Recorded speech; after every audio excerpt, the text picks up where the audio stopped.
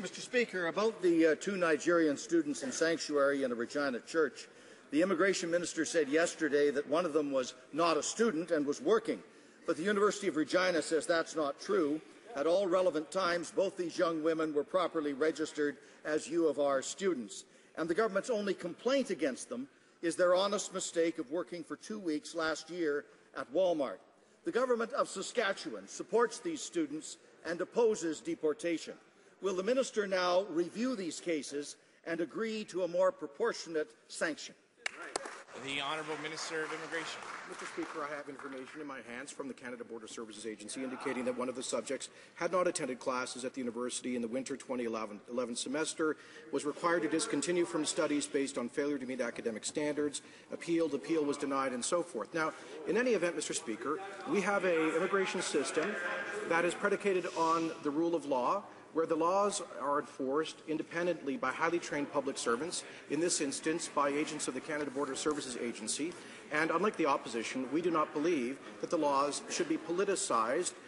We think these things should be enforced consistently, Mr. Speaker. The fair application of... The Honourable Member for Wascana.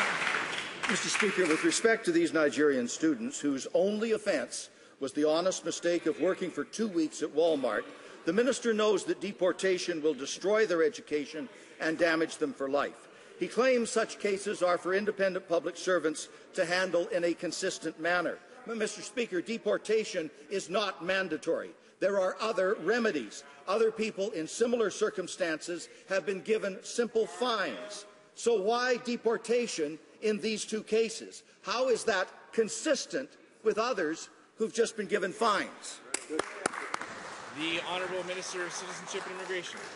Well, Mr. Speaker, it's interesting that the member seems to be interposing his judgment for that of our highly trained public servants as it relates to the application of the Immigration and Refugee Protection Act. Now, I know the Liberals had a history of this, Mr. Speaker.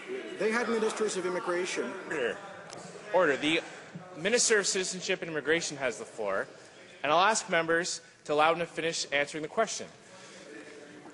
They had ministers of immigration who issued special permits to campaign volunteers, Mr. Speaker, and to other illegal immigrants. The view of this government is that the fair rules established by this Parliament should be consistently applied, and we need to discourage people from working illegally and taking jobs that would otherwise be available to Canadians and permanent residents.